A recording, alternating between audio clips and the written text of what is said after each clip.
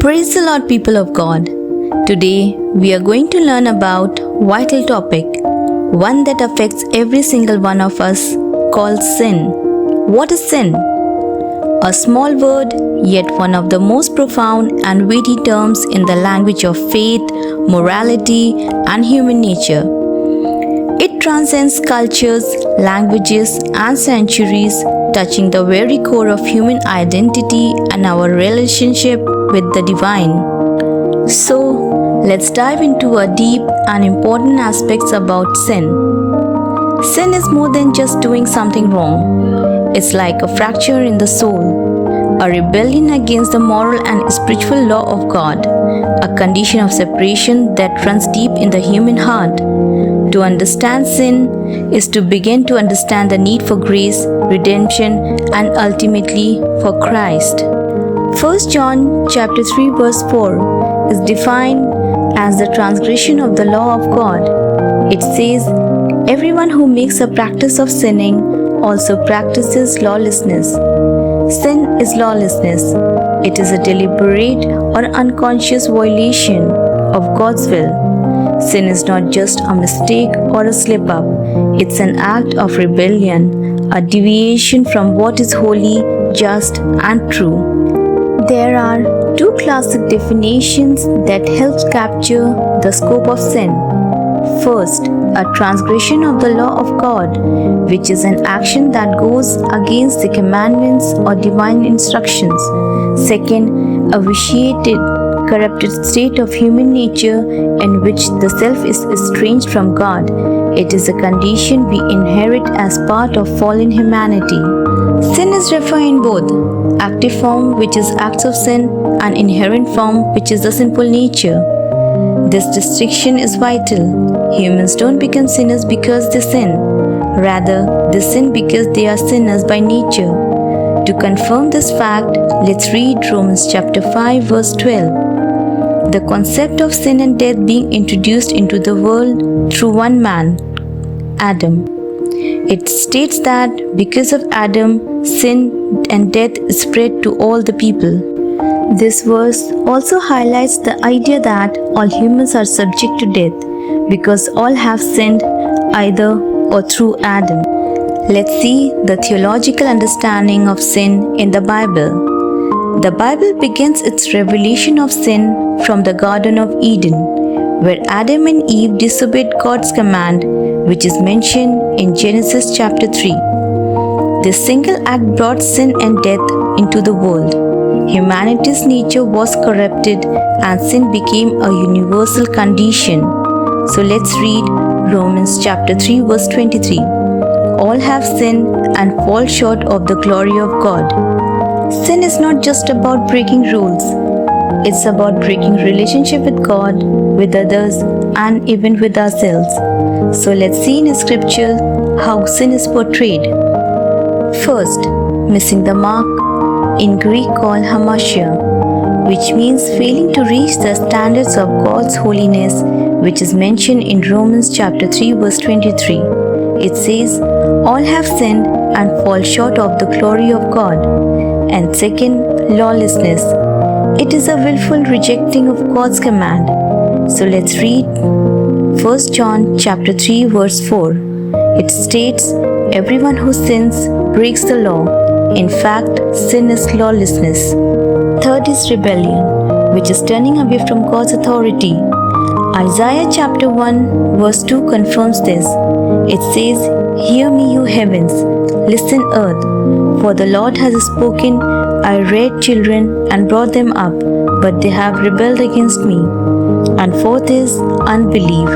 It comes when we fail to trust and believe in God. In John chapter 16 verse 19, Jesus said about sin, "Because people do not believe in me." Now, let's understand the types of sin. While all sin separates us from God, Scripture identifies various forms of sin, both in attitude and action. And here are some of the most common categories. First is lying. The act of deceiving others goes against God's nature. The Bible says in John chapter 14 verse 6, "I am the way, the truth, and the life. and Satan, by contrast, is called the father of lies. For this, let's see John chapter 8, verse 44. He was a murderer from the beginning, not holding the truth, for there is no truth in him. When he lies, he speaks his native language, for he is a liar and the father of lies. Second is cheating, whether in relationships, business, or daily life. Cheating breaks trust, it reflects selfishness and a lack of integrity. Third is stealing. Exodus chapter 20 verse 15 says, "You shall not steal." It means taking what is not rightfully ours. It violates God's commandments and reflects a heart of covetousness. Fourth is gluttony. More than overeating, gluttony is a sin of excess, allowing food or appetite to rule rather than practicing self-control. To confirm this, let's see Proverbs chapter 23 verse 20 and 21. Do not join those who drink too much wine or gorge themselves on meat, for drunkards and gluttons become poor, and drowsiness clothes them in rags. Fifth is anger. While not all anger is sinful, in Ephesians chapter 4 verse 26 says, "Be angry and do not sin. Do not let sun go down on your anger." An uncontrolled rage leads to strife, violence, and often murder. For this, let's see Matthew chapter 5 verse 21. It states that you shall not murder. Sixth is envy. It is discontent with what one has and resentment toward another's blessings. It is rooted in pride and a lack of gratitude. Seventh is pride, perhaps the root of all sin. Pride exalts the self above God or anyone else. It caused Lucifer's fall, which is mentioned in Isaiah chapter 14 verses 12 to 15. The passage begins with a lament about the fall of a figure who was once powerful and influential, referred to as a son of dawn or a morning star. His prideful thoughts and aspirations became his downfall.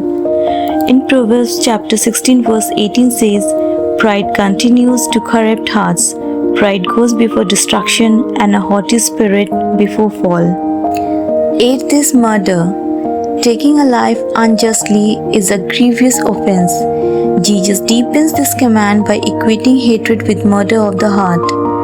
In 1 John chapter 3 verse 15 say, "Everyone who hates his brother is a murderer, and you know that no murderer has eternal life abiding in him." Ninth is idolatry. Putting anything or anyone above God, whether money, success, relationships, or even self, is called idolatry. In Exodus chapter 20 verses 3 and 4 states that, "You shall have no other God before me. You shall not make for yourself an idol, whether in the form of anything that is in heaven above, or that is on the earth beneath, or that is in the water under the earth." 10th is sexual immorality. This includes all sexual activities outside the covenant of marriage or before marriage between a man and a woman. The Bible calls believers to purity.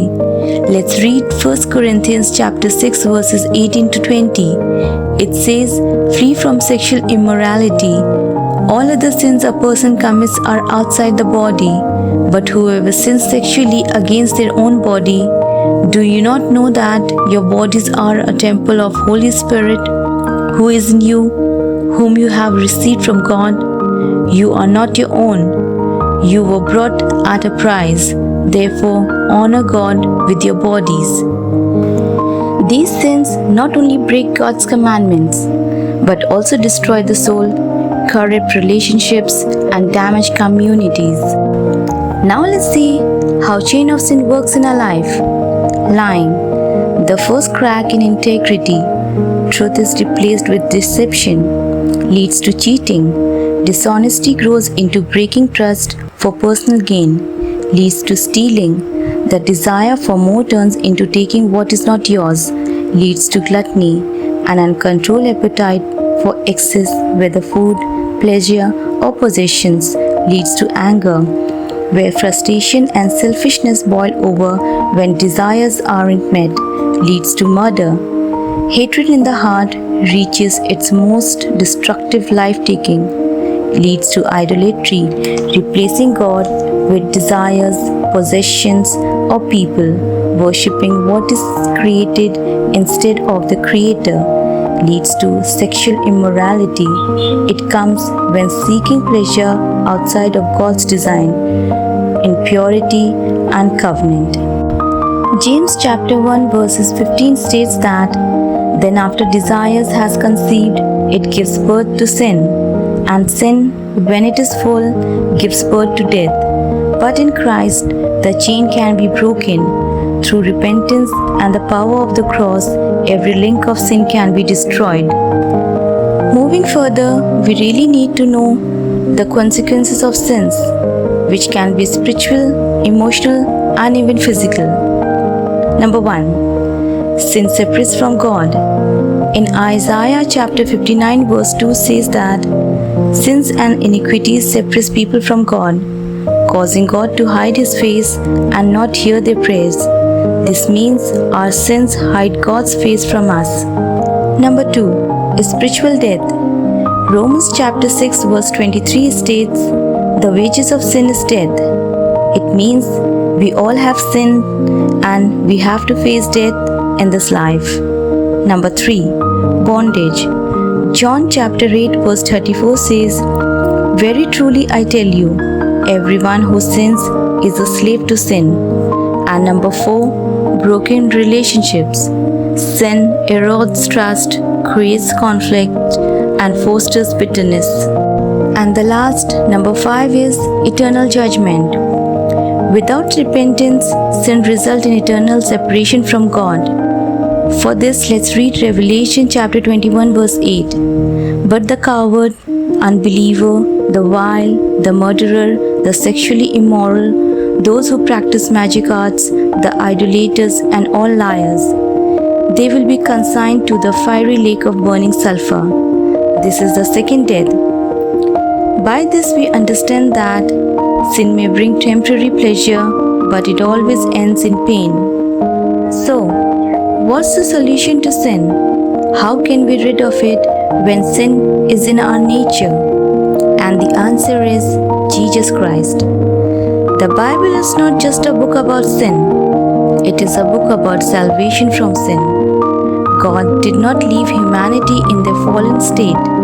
Out of His great love, He sent Jesus Christ to take the punishment we deserved, as we see this in Isaiah chapter 53 verse 5. It says, "But He was pierced for our transgressions, He was crushed for our iniquities. The punishment that brought us peace was on Him." Jesus lived a sinful life. This verse has been quoted in Hebrew chapter 4 verse 5. It says, "Jesus our high priest can empathize with our weakness because He was tempted in every way just as we are, yet He did not sin. And He rose again to give us new life." 1 Corinthians chapter 15 verse 4 says, "He was buried that He was raised on the third day." According to the scripture, through Christ, sinners can be forgiven, redeemed, and transformed. If we confess our sins, He is faithful and just to forgive us and to cleanse us from all unrighteousness. Now, we have a victory over sin through Christ Jesus. Believers are not left to struggle with sin alone. The Holy Spirit empowers us to live a holy life. Romans chapter 8 verse 2 says, "The law of the Spirit of life in Christ Jesus has set you free from the law of sin and death." And Galatians chapter 5 verse 16 tells us, "Walk by the Spirit, and you will not gratify the desires of the flesh." We all are called to daily repentance, spiritual renewal, and obedience. While the presence of sin remains, its power no longer rules those who belong to Christ Jesus. But in today's world, the word sin has been diluted. What was once considered sinful is now often normalized or even celebrated. Society speaks of mistakes or flaws, but rarely of sin. but how much we modernized and fashioned ourselves, but sin is still sin. Even if culture rebrands it, God's standards have not changed. In Malachi chapter 3 verse 6 says, "For I the Lord do not change." So the need for salvation is as urgent today as ever. A call to repentance in Acts chapter 17 verse 30 says, the Apostle Paul declares, God commands all people everywhere to repent. To repent means to turn from sin towards God. Satan brings the thought of guilt and make us realize that how big sinners we are, and God will never accept or forgive us.